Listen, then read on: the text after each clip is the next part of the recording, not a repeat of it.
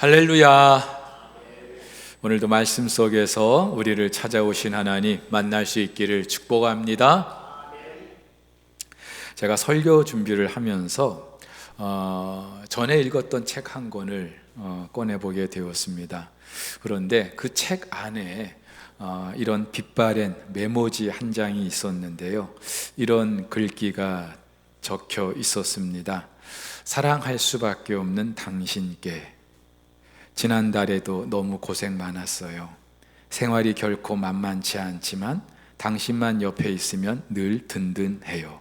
그리고 삶 속에서 문득문득 피부로 와 닿는 것은 하나님은 분명히 살아계시고 나와 당신을 너무도 사랑한다는 것입니다. 용돈 많이 드리고 싶은데 미안해요.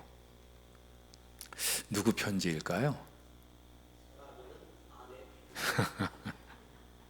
교육전도사 시절 한 20년 전이네요. 교회에서는 사례비를 봉투에 넣어 주셨어요. 그때만 해도, 지금은 계좌로 다 들어갑니다만은, 사례비를 받고 나면 아내는요, 간단한 이런 메모와 함께 용돈을 건네 주었습니다. 근데 그 시절 사례비가 정말 작았거든요.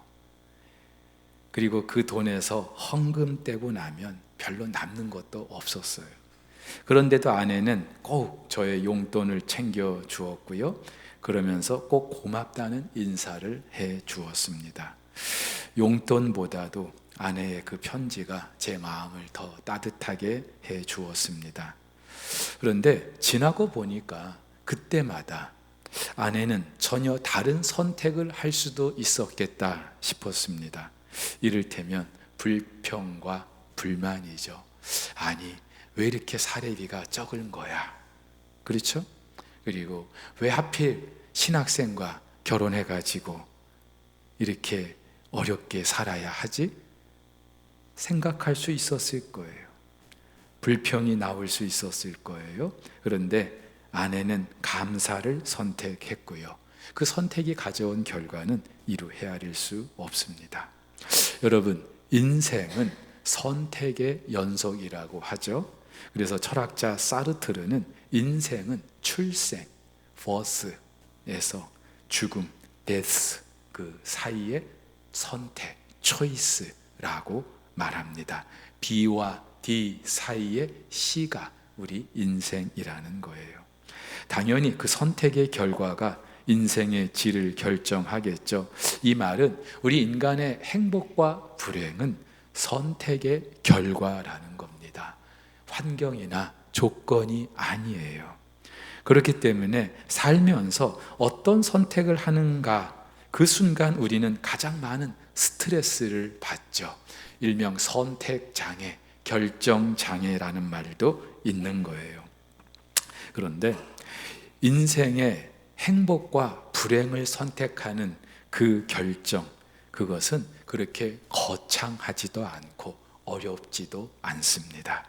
불평과 불만 대신에 감사를 선택하면 되는 줄 믿습니다.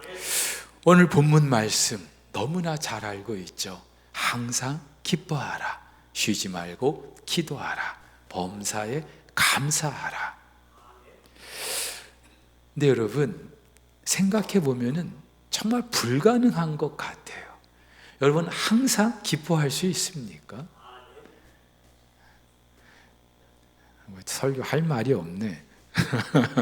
쉬지 말고 기도하라는데 이게 쉬워요? 또 범사에 감사하라, 이 말은 무슨 일이든지 감사하라는 건데 절대로 쉽지 않습니다. 근데 어쩌겠어요? 제 말이 아니라 하나님의 말씀이에요. 그것도 한번 그렇게 해보지 권유하시는 게 아니라 명령이에요. 항상 기뻐해, 쉬지 말고 기도해, 범사에 감사해. 명령이에요, 명령. 더 중요한 게 있습니다. 이 모든 시제가 다 현재형이에요.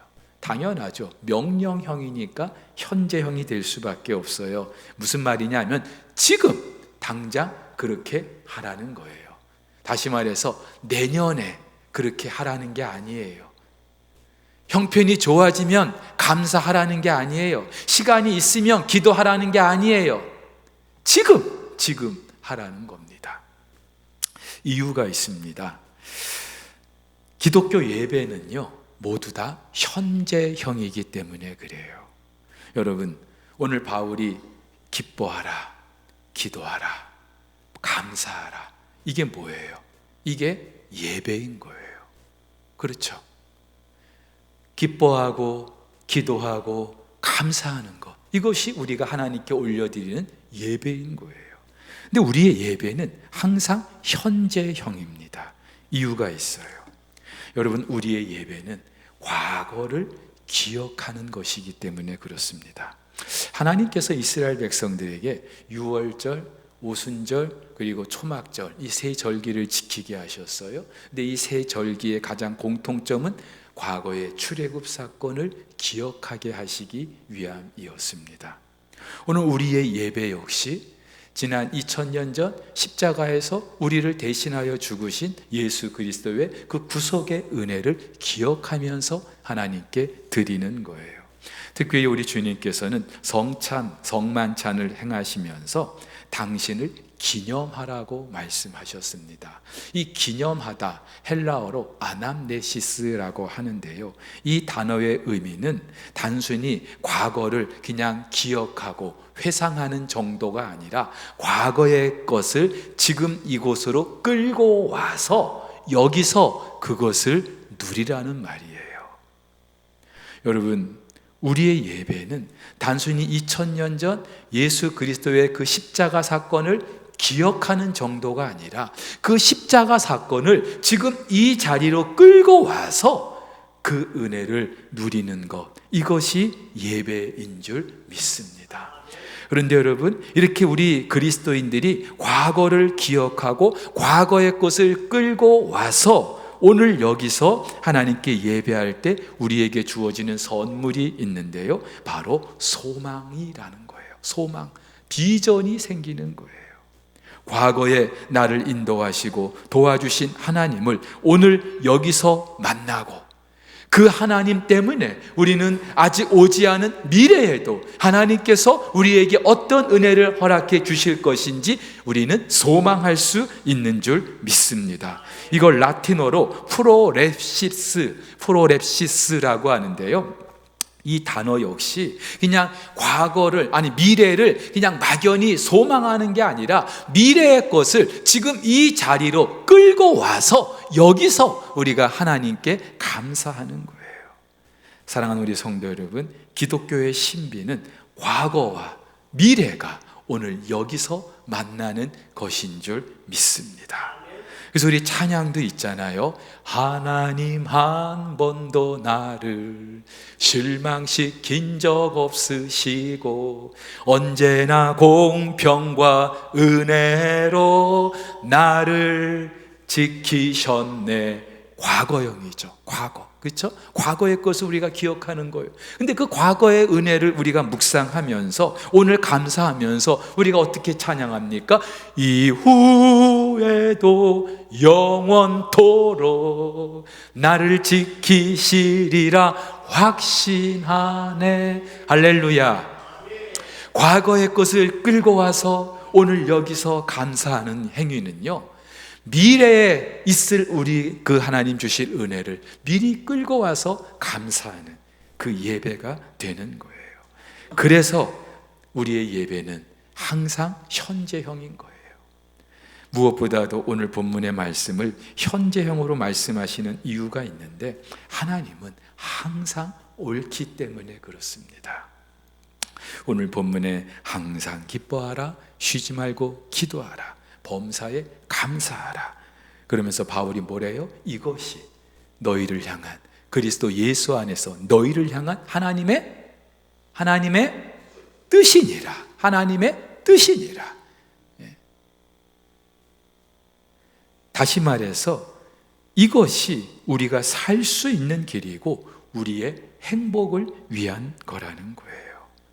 그래서 고린도후서 1장 20절에 보면은 하나님의 약속은 얼마든지 그리스도 안에서 뭐가 되니? 예가 되니. 예, 예스. 예. 하나님의 약속은, 하나님의 모든 말씀은 그리스도 안에서 우리 모두에게 항상 옳다는 거예요. 그래서 그로 말미암아 우리가 어떻게 하여? 아멘하여, 아멘하여 하나님께 영광을 돌리게 되느니라. 할렐루야. 하나님의 말씀은 우리에게 항상 예가 되는 줄 믿습니다. 여러분, 우리 믿음의 선배들도 이런 경험을 다 했어요. 하나님의 말씀이 이해가 안 돼. 불합리해. 그런데요, 이렇게 저렇게 이 계산 저 계산 다 따져보고, 여러분, 욥도 하박국도 최종적으로 하나님 앞에 항복하고 무릎 꿇었던 것은 하나님이 옳다는 것을 알았기 때문이죠. 그렇다면 오늘 저와 여러분에게 항상 기뻐하라, 쉬지 말고 기도해라, 범사에 감사해라, 이 말씀을 주시는 하나님은 그 자체로 옳으신 분인 줄 믿습니다. 어느 뜨거운 여름날 한 농부가 호두나무 그늘에 앉아서 쉬고 있었어요. 호두나무에는 작은 호두알들이 주렁주렁 달려 있었어요. 그리고 문득 앞을 보니까 호박 넝쿨이 이렇게 있는데 그 호박 넝쿨에는 큼지막한 호박들이 달려 있는 거예요. 자, 그 모습을 보고 이 농부가 중얼거립니다. 하나님도 참 답답하시지. 조금만 생각해 보시면 알 수 있을 텐데, 아니 이렇게 큰 나무에는 저렇게 조그만 열매들을 달아놓고 왜 이렇게 저 가녀린 호박 줄기에는 저렇게 큰 열매를 달아놓으셨을까? 참 이해가 안 되네. 그랬어. 그리고 그렇게 혀를 차다가 어느새 호두나무 밑에서 잠이 들었어요. 한참 자고 있는데 누가 머리를 딱 때리는 거예요. 깜짝 놀라서 일어나 보니까 아무도 없는데 옆에 보니까 호두 열매가 하나 떨어져 있는 거예요. 그 호두나무에서 호두 열매가 떨어져서 머리를 때린 거예요. 그 순간 농부는요, 그 호두나무 한 번, 그리고 눈앞에 그 호박 넝쿨 한 번 쳐다보다가 그 자리에 무릎을 꿇습니다. 그리고 이렇게 용서를 구합니다. 아이고, 하나님 잘못했습니다. 저 약한 호박 넝쿨에 큰 호박을 맺으신 일은 참 잘하신 일입니다. 그리고 이 호두나무에 저 작은 열매 맺으신 일도 참 잘하신 일입니다. 하나님은 항상 옳으십니다.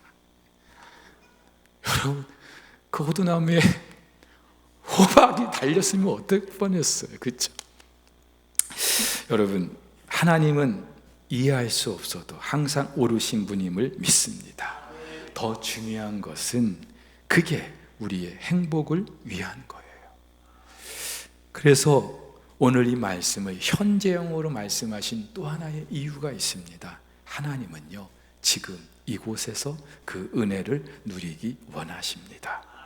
제가 앞서도 우리의 예배는 과거의 기억을 지금 이곳으로 끌어오는 거라고, 미래에 하실 일을 지금 이곳으로 끌어와서 하나님을 찬양하는 거라고 말씀드렸어요. 중요한 건 지금 여기서 그 은혜를 누리는 겁니다.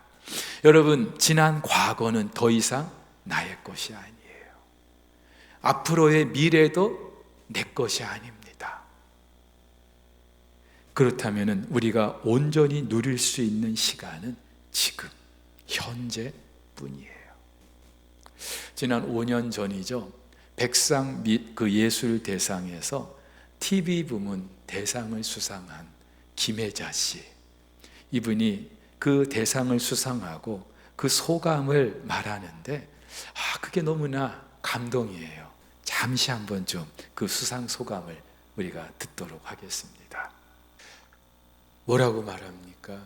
후회가 가득한 그 과거 때문에, 불안하기만 한 그 미래 때문에 오늘을 망치지 말라는 거죠. 근데 우리 대부분은 그렇게 살고 있잖아요.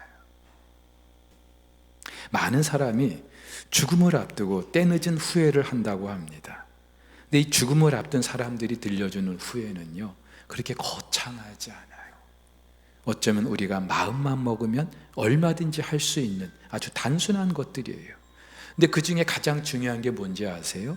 지금, 현재를 누리지 못하는 거예요. 과거에 대한 그 후회 때문에, 미래에 대한 그 염려와 걱정 때문에. 그래서 영어에도 오늘과 선물이라는 이 단어가요 똑같아요. 발음도 같고 스펠링도 같고 프레젠트, 프레젠트 똑같아. 무슨 말이에요? 오늘만이 우리가 누릴 수 있는 하나님의 선물이라는 겁니다. 여러분, 그렇다면 현재 지금 그 하나님의 은혜를 누릴 수 있는 비결이 뭘까요? 바울이 말했어요. 항상 기뻐하는 것입니다. 쉬지 않고 기도하는 것입니다. 그리고 범사에 감사하는 것입니다. 이 세 가지만 잘해도요, 우리는 지금 현재 여기서 우리는 하나님의 은혜를 얼마든지 누릴 수 있는 줄 믿습니다. 특별히 오늘 감사주일인데 이 감사에 대해서 여러분과 나눠보려고 합니다. 추수감사주일을 맞이해서 올해 감사의 제목 5가지를 기록해서 여러분이 좀 제출하도록 말씀을 드렸어요. 유치부 그 어린 꼬맹이부터 은퇴하신 장로님들에 이르기까지 많은 분이 참여해 주셨습니다. 근데 이 감사의 내용도 제각각이에요. 근데 제가 제일 감동받았던 거는요, 이렇게 감사하는 그 자체를 감사한다는 거예요. 어떤 집사님은요, 고통과 고난 속에서도 평강과 기쁨, 감사할 수 있는 믿음 주셔서 감사합니다 했고요.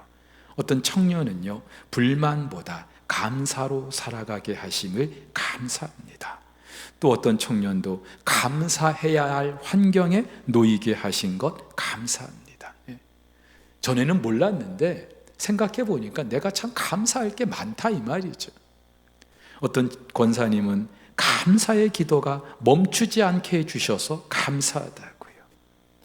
여러분, 이분들도 충분히 불평과 불만을 선택할 수 있었어요. 그런데 감사를 선택한 거죠. 그래서 어떤 한 집사님은요, 감사 제목을 쓰고 있는 이 순간이 감사합니다. 제가 이 구절을 읽으면서 얼마나 제가 감동을 받았는지. 감사 제목을 쓰고 있는 이 순간이 감사하다. 이 집사님 객관적으로 그렇게 감사할 만한 상황이 아닐 수도 있어요. 그런데도 감사를 선택했고요, 그렇게 감사를 기록하는 시간이 감사하다고 고백해 주셨어요. 얼마나 감사한지 몰라요. 여러분, 제가 추수감사주일을 앞두고 이 숙제를 내드린 이유가 있습니다. 일단 여러분이 지난 한 해를 돌아보면서 감사할 제목을 찾는 그 작업이 너무나 의미 있기 때문이에요. 하나님 앞에 너무나 의미 있는 일이기 때문이에요.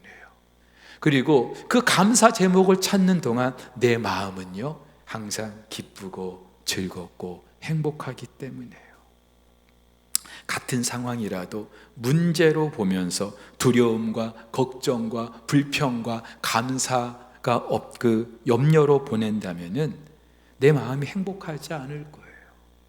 그런데 같은 상황이라 할지라도 감사의 제목으로 우리가 바꿔서 다가서 보면 감사가 되는 거고요. 그때 우리 안에 하나님 주시는 기쁨이, 감사가, 행복이 넘치기 때문에. 그래서 오늘 제가 그 감사 제목을 나눠주신 분들의 이야기를 좀 나눠보려고 하는데 총 7개의 카테고리로 제가 좀 나눠봤어요. 제일 많이 감사해 주셨던 게 나를 구원해 주신 것이 감사합니다 라는 거였어요. 한마디로 예수님 믿게 해주셔서, 가족을 구원해 주셔서 감사하다는 거예요.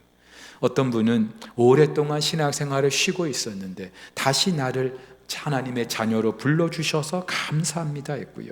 어떤 집사님은 정말로 너무나 그 삶이 힘들어요. 그런데도 나를 구원해 주셔서 감사하다고 고백했고요.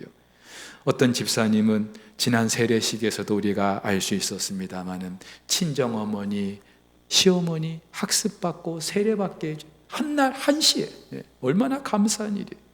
우리 집사님도 아버지가 세례받아서 감사하다고 또 말씀해 주신 분도 있고, 한 청년은요, 아무것도 아닌 나를 하나님 자녀 삼아 주셔서 감사하다고. 이 고백이 쉽습니까? 한창 혈기왕성한 그 청년이 아무것도 아닌 나를 하나님의 자녀 삼아 주셔서 감사하다고. 어떤 유년부 친구는 제가 예수님을 믿을 수 있게 해주셔서 감사합니다. 또 어떤 유년부 친구도 예수님을 보내주셔서 감사합니다. 또 어떤 초등부 친구는 저를 구원해 주시고 은혜 주셔서 감사합니다. 또 역시나 초등부 친구예요. 하나님을 사랑하게 해주셔서 감사합니다. 어떤 청년도 나를 구원해 주시고 하나님 자녀 삼아 주셔서 감사합니다. 어떤 집사님은요, 나를 택하여 주시고 자녀 삼아 주시고 하늘 아빠 유산을 받을 자격 주셔서 감사하다고요. 예. 사랑하는 우리 성도 여러분, 그렇죠? 하박국 선지자의 고백대로 정말 둘러봐도 아무것도 감사할 것이 없다 할지라도 저와 여러분들이 그래도 감사할 수 있는 것, 나를 구원해 주신 것, 나를 하나님의 자녀 삼아 주신 것, 이것만큼은 우리가 부정할 수 없는 감사의 제목인 줄 믿습니다. 자, 그러면서 두 번째로 또 많이 감사해 주셨던 게 영적으로 성장하게 된 것. 제가 최근에 한국교회 트렌드 2025라는 책을 읽었어요. 매년마다 한국교회의 화두가 될 만한 10가지 주제를 정하고 그것에 대해서 이렇게 풀어놓은, 통계와 함께 풀어놓은 책인데요. 이번 내년 25년 한국교회 트렌드 중에 하나가 신앙이 양극화된다는 거였어요. 특별히 코로나 이후에 많은 분들이 교회를 떠나기도 하고 신앙이 예전 같지 않은 거예요. 불이 붙지 않는 거예요. 근데 또 한편으로는요, 이 코로나 기간에도 여전히 신앙이 더 깊어지는 분들이 있었다는 거예요. 이렇게 신앙이 양극화되고 있다고 하는데, 제가 우리 성도들만 봐도요, 감사 제목 어떤 걸 주셨냐면은, 어떤 분은 올해 성경 일독하게 해주셔서 감사합니다. 어떤 권사님은 새벽 4시에 일어나서 말씀을 묵상하고 성경 통독방을 운영하게 해주셔서 감사하다고. 어떤 성도님은요, 얼마 전에 아내를 잃었어요. 근데 주님만 바라보면 어떠한 풍랑도 극복할 수 있는 자신감을 주셔서 감사합니다. 어떤 집사님은 매일 성경을 필사할 수 있어서 감사합니다. 또 어떤 분은 감사와 말씀과 기도로 또 감사 일기를 통하여 하나님을 더 친밀히 경험하게 해주셔서 감사합니다. 또 어떤 분도 성장반과 가정예배 훈련반과 큐티반 등을 내가 수강할 수 있게 해주셔서 감사합니다. 어떤 청년들은요, 어려운 일이 있어도 하나님만 붙들며 살게 해주셔서 감사합니다. 또 어떤 친구는 내적으로 더 성장할 수 있는 그런 경험을 주셔서 감사하다고. 어떤 권사님은 사람이 아닌 예수 그리스도가 삶의 기준이 돼가게 하셔서 감사하다고요. 여러분, 쉽지 않거든요, 이런 고백이. 그런데 지난 1년 자기의 삶을 돌이켜보면서 어렵고 힘들지만 그래도 영적으로 더 성장할 수 있게 된 것이 감사하다는 거예요. 얼마나 감사한지 몰라요. 세 번째로 또 감사가 많은 거는요, 행복한 가정 주셔서 감사하다고요. 어떤 권사님은 아버지 같은 남편, 오빠 같은 남편, 둘도 셋도 없는 친구 같은 남편이 있음에 감사하다고. 야, 그 장로님은 참 행복하시겠다 싶었어요. 어떤 권사님은 가정 예배가 드릴 수 있어서 감사하다고요. 그리고요, 이 행복한 가정을 주셔서 감사하다고 고백한 이 분들은 이 주일학교 아이들이 참 많았어요. 어떤 친구는 행복한 가정 주셔서 감사합니다. 행복해서 감사합니다. 그리고 또 어떤 친구는 가족과 행복하게 살 수 있어서 감사합니다. 또 가족끼리 행복하게 살게 해주셔서 감사합니다. 우리 가족 행복하게 해주셔서 감사합니다. 가족들과 행복하게 살 수 있게 해주셔서 감사합니다. 감사 제목이 다 똑같아요. 근데 행복해서 행복한 가정을 주셔서 감사하대요. 이유가 뭘까? 제가 이 친구들의 그 곰곰이 공통점을 살펴봤더니 가정 예배를 드리고 있더라고요. 사랑하는 우리 성도 여러분, 가정 예배 드리면 행복합니다. 아멘 좀 하세요. 안 드린다고 아멘도 안 하십니까? 여러분, 이 어린 친구들이 자기들이 볼 때에도 우리 집은 정말 행복해. 언제 느꼈을까요? 자연히 그 믿음이 선대에서 후대로 이어지지 않겠습니까? 네 번째, 다음 세대로 믿음이 이어지게 하셔서 감사하다. 어떤 은퇴하신 권사님은요, 우리 교회 주일학교에서 자란 청년들, 장년들이, 중년들이 이제 중늙은이가 된 거죠. 하늘 일꾼, 교회 일꾼 섬기게 해주셔서 감사하다고.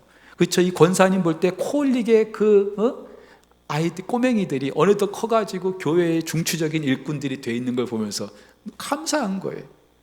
어떤 장로님은요, 모두 아들네 가정이 모두 믿음의 계승이 있게 해주셔서 감사하다고. 어떤 권사님은 그 아들들이 귀한 예배자로 리더로 세워지게 해주셔서 감사하다고요. 어떤 청년도 믿음의 가정에서 주님 말씀 속에서 자라게 해주심을 감사했고요. 유년부, 초등부 친구들은요, 교회에 즐겁게 와서 감사합니다. 석포교회에 와서 감사합니다. 교회에 올 수 있어서 감사합니다. 말씀을 믿게 해주셔서 감사합니다. 얼마나 감사한지 몰라요. 우리 아이들이 이렇게 믿음이 이어지고 그것 때문에 감사할 수 있다는 게요. 또 우리 성도들 대부분이 해주신 감사가 교회 리모델링이죠. 그렇죠, 여러분. 우리 교회가 이렇게 참 큰 일을 올해 하게 됐습니다. 근데 시작부터 마무리까지 참 하나님 은혜 가운데 순적하게 잘 진행이 됐어요. 하나님의 은혜죠. 그리고 성도들이 얼마나 기도를 또 많이 했습니까? 몇 차례에 걸친 릴레이 기도, 특별 기도에 또 공사가 안에 이렇게 많은 분들이 기도를 해 주셨어요. 재정도 하나님께서 은혜 중에 채워주고 계셔요. 물론 저희가 이 리모델링 때문에 대출도 받긴 했습니다만 우리 성도들이 십시일반에 지금 또 이렇게 헌금을 드리면서 오늘 주보에 보시면은 거의 3억 가까이. 근데 헌금을 드린 분들이 숫자가 400명이 넘어요. 근데 이건 이제 드린 횟수, 누적 횟수로 우리가 이제 기록을 하기 때문에 헌금을 하신 분들의 숫자는 더 적을 수 있지만 그래도 우리 교회 성도들 절반 이상이 이렇게 감사함으로 예물을 드리고 참여할 수 있다는 게. 그래서 어떤 권사님은 온 가족이 이 리모델링 헌금에 참여하게 돼서 참 감사하다고 말씀드렸어요. 근데 또 감사한 거는요, 이 리모델링과 함께 교회에 멈춰졌던 여러 사역들이 다시 시작하게 된 게, 주일 오후 예배도 다시 시작하게 됐고요, 또 목장 예배도 시작하게 됐고요, 특별히 우리 주일학교 오후에 꿈마루 학교 아이들이 너무 좋아한대요. 왜 진작 못했을까 생각을 할 정도로 그만큼 수고하시는 분들의 헌신이 따르기 때문이기도 한데, 어쨌든 우리 교회가 리모델링과 함께 이런 멈춰졌던 사역들을 다시 시작할 수 있게 된 게 얼마나 감사한지요. 그러면서 코로나 때 우리가 서로 교제도 못했는데 많은 성도들이 또 이런 감사의 제목도 주셨어요. 좋은 동역자를 주셔서 감사하다고. 목장 예배를 통해서 교제할 수 있고, 또 어떤 젊은 집사님은 주변에 마음 터놓고 나눌 수 있는 좋은 동역자들 주셔서 감사하다고. 어떤 집사님도 기도와 말씀의 동역자를 주셔서 감사하다고. 어떤 청년도요, 그 공동체 안에 좋은 동역자들 주셔서 감사하다고. 마지막으로 또 감사했던 것이, 올해 우리가 단기 선교를 3군데 다녀왔잖아요. 우리 청소년들이 베트남, 그리고 우리 청년들이 몽골, 그리고 우리 장년들이 스리랑카 다녀왔는데, 다녀온 분들이 다 감사를 고백했어요. 우리 청소년들 중에는요, 이 단기 선교를 통해서 신앙생활에 대한 마음을 더 굳건하게 해주셔서 감사하다. 또 어떤 친구는 선교에 대해서 더 깊이 알고 실천하게 해주셔서 감사하다. 어떤 청년은 그 몽골에 자기는 사랑을 베풀러 갔대요. 그렇죠, 우리보다 못 사는 나라니까 내가 가서 많이 도와줘야 되겠지, 사랑해야지. 근데 제가 지난 그 몽골 단기 선교 다녀오고 나서 우리 청년들과 함께 간담회 하는 자리에 있었는데, 이 친구들이 고백하는 게 너무 참 제 마음을 따뜻하게 했어. 자기는 사랑을 주려고 왔는데 오히려 사랑을 받고 왔다. 그리고 그 공동체, 그 팀이 그렇게 정말로 함께 섬기는 모습을 보면서 다시 한번 그 공동체에 대한 자부심을 갖게 됐다, 그렇게 고백하는 친구들. 이번에 스리랑카 팀도 참 감사한 제목이 많았다고 제가 들었어요. 그 밖에 어떤 은퇴하신 권사님은 하루하루 숨을 쉬고 살게 해주셔서 감사하다고, 육신의 고통으로 힘들 때도 있지만 그때마다 능력의 손길로 만져주셔서 감사합니다. 어떤 친구는 잠 잘 자고 밥 잘 먹게 해주셔서 감사하다고, 어떤 또 장로님은 전도 목적으로 매일 600명과 카톡으로 전도하게 하셔서 감사하다고, 어떤 집사님은 아들이 하나님께 복귀하게 해주셔서 감사하다, 또 어떤 집사님은 남편의 육아휴직으로 가족이 함께 할 수 있는 시간을 주셔서 감사하다고, 어떤 집사님도 형제를 용서하고 먼저 손 내밀 수 있게 해주셔서 감사하다고, 어떤 장로님은 대접만 받지 않고 대접할 수 있게 해주셔서 감사하다고, 어떤 청년은요 2025년 기대감이 생겨서 감사하다. 야, 저희 이 청년의 그 감사 제보를 보면서 참 너무 저도 감사했어요. 어떤 우리 청소년부의 아이는 슬프고 힘들고 지칠 때 하나님이 지켜주시고 모든 근심 걱정 없게 해주셔서 감사합니다. 유년부의 어떤 어린 꼬마는요, 하나님께서 포기하지 말고 열심히 해, 너는 할 수 있어, 그렇게 말씀해 주신 것이 감사하다고요. 감사의 제목이 참 다양하고, 또 하나하나 제가 읽어가면서 저도 얼마나 감사했는지 몰라요. 제가 한 번은 감기 때문에 약을 지어 먹었는데 약봉투에 건강을 지키는 10가지 수칙이라는 것이 적혀 있었어요. 근데 첫 번째, 두 번째가 이거였어요. 첫 번째는 감사하는 마음으로 산다, 세상의 아름다움을 깨닫게 합니다. 두 번째가 긍정적으로 세상을 본다, 동전의 양면이 있다는 사실을 믿게 됩니다. 이 약국의 주인이 크리스찬인지는 모르겠어요. 근데 그 글귀를 보면서 참 많은 생각을 하게 됐습니다.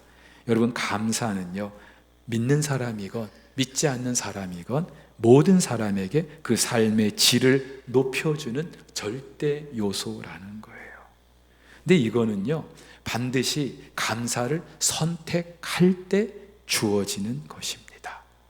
내 의사와 상관없이 그냥 환경과 여건이 돼서 나도 모르게 감사가 나오는 거, 그것도 참 귀한 일이죠. 그런데 감사할까 불평할까 그 양당 간에 결정을 해야 될 때 감사를 선택하면은 우리 삶 가운데는 더 큰 하나님의 은혜가 주어지는 줄 믿습니다.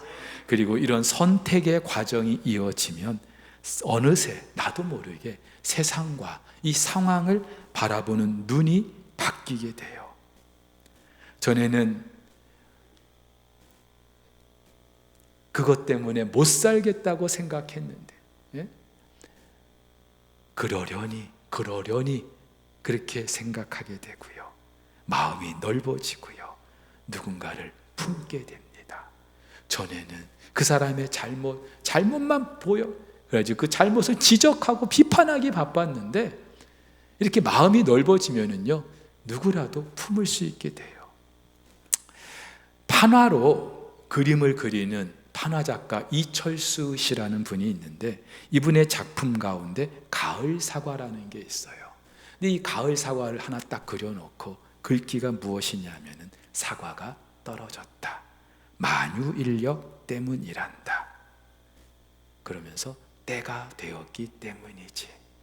그렇죠? 서양 사람들의 사고방식으로는 사과가 떨어지는 거 과학적으로 만유인력의 법칙 때문이에요. 그런데 우리식으로 보면은요, 만유인력 때문도 맞지만 때가 되었기 때문에 떨어진 거죠. 그렇죠? 이런 식으로 세상을 볼 줄 알게 된다는 거예요. 이렇게 우리 시각이 전환이 되고 내 사고가 확장되는, 근데 이게 우리 신앙적으로 하면 이게 믿음이거든요. 믿음이 다른 게 아니에요. 내 시각이 달라지는 거예요. 사고가 확장되는 거예요. 최근에 책을 한 권 읽었는데 이런 글귀를 접할 수 있었습니다. 우리가 성경 구절엔 밑줄을 그어도 삶에 밑줄을 긋지 못하는 건 믿음으로 사는 게 쉽지 않기 때문이다. 여러분, 성경에 밑줄 많이 그어져 있죠. 성경을 읽으면서 은혜가 되고 감동이 되고 도전이 되는 구절에 밑줄을 긋습니다. 근데 여러분 삶에는 얼마나 밑줄을 긋고 계십니까? 여러분을 아는 누군가가 여러분의 그 삶에 밑줄을 그어줄 수 있다면 어디에 그어주기를 바랍니까? 근데 내 인생에 밑줄을 긋지 못하는 이유가 뭘까요? 그만큼 믿음에 따른 선택이 없었기 때문이죠.